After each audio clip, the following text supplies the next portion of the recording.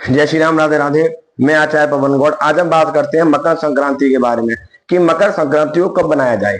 कुछ लोग कहते हैं मकर संक्रांति 14 की है, तो कुछ लोग कह रहे हैं 15 की है। हालांकि ये मकर संक्रांति कब बनाई जाती है, तो मकर संक्रांति का जो त्योहार है, जो पावन पर्व है, ये 14 तारीख को ही माना जाएगा। 14 तारीख को ही मनाया जाएगा और इसका जो टाइम रहेगा 9:30 से लेकर शाम के 5:30 बजे तक इसका शुभ मुहूर्त माना जाएगा। इस मकर संक्रांति का होता क्या है और इसको हम लोग क्यों मनाते हैं, इसका रीजन क्या है, ये आज इस वीडियो से मैं आपको बताता हूं। मकर संक्रांति में क्या होता है, सूर्य धनु राशि को छोड़कर जब मकर में प्रवेश करते हैं तो इसको मकर संक्रांति कहते हैं। संक्रांति वैसे हर महीने एक संक्रांति आती है, पर ये साल की एक विशेष और महत्वपूर्ण मकर संक्रांति होती है। क्यों? सूर्य मकर राशि में आते हैं। मकर राशि में सूर्य आते हैं तो विशेष पर्व माना जाता है और इस दिन स्नान का और दान करने का बहुत बड़ा महत्व माना जाता है। इस दिन व्यक्ति प्रातः काल उठकर संध्या बंधन करने के बाद में गंगा स्नान करके, संध्या बंधन करके, पूजा पाठ करके, खिचड़ी का प्रसाद बनाकर, भगवान का भोग लगाकर गरीबों को वितरण करना चाहिए, गरीबों को बांटना चाहिए। इस दिन बहुत लाभ मिलता है और एक पुण्य मिलता है। हजारों दान करने के बराबर मकर संक्रांति पर किया हुआ दान व्यक्ति को बहुत पुण्य लाभकारी होता है। इस दिन खिचड़ी का प्रसाद बनता है। चावल का, दाल का और कंबल का दान इस दिन बताया गया है। इस दिन कंबल का दान करने से, चावल का दान करने से और मूंगफली तिलगट्टी का दान करने से बहुत लाभ और पुण्य प्राप्त होता है। इस दिन क्या करना चाहिए और किस तरीके से मकर संक्रांति को बनाना चाहिए, आज मैं आपको बताता हूं।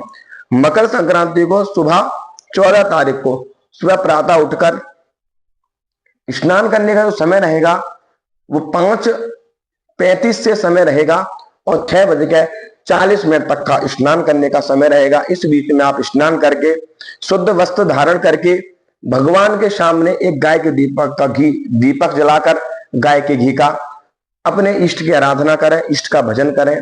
उसके बाद में चावल और मूंग की दाल का खिचड़ी बनाएं, उसमें गाय का घी डालकर भगवान का भोग लगाएं और प्रातः ही किसी मंदिर के बाहर जाकर कहीं भी जहां पर गरीब, अपंग, जिनके पैर नहीं होते, आंख नहीं होती, हाथ नहीं होती, इन लोगों को उस दिन प्रसाद खिलाएं और गरीबों को कंबल का दान करें।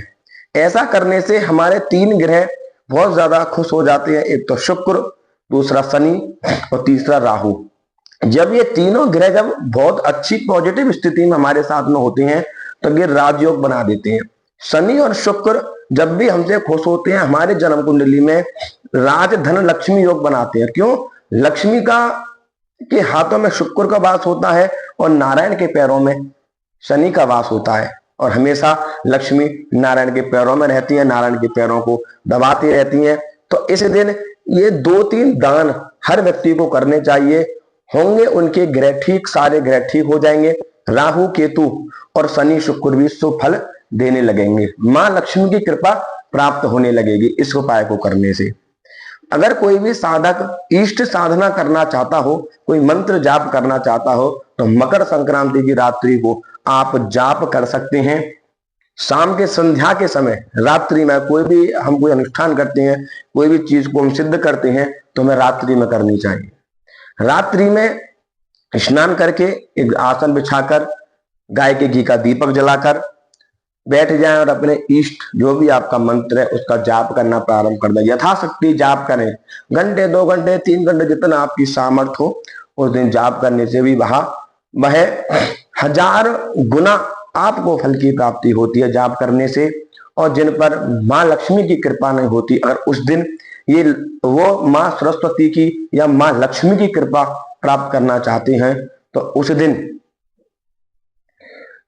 मां लक्ष्मी का कोई भी मंत्र लेकर उस दिन जाप करना प्रारंभ कर दें और मखाने की खीर बनाकर किसी मंदिर में बांटना प्रारंभ कर दें। इससे मां लक्ष्मी की कृपा प्राप्त होगी और हमारा शुक्र जो है वो प्रसन्न होगा। और जो लोग कुछ भी नहीं कर सकते, जो कहीं बाहर हैं, कहीं अपने घर से दूर हैं, कहीं अन्य जगह रहते हैं, वो अपने घर पर भी मकर संक्रांति बना सकते हैं।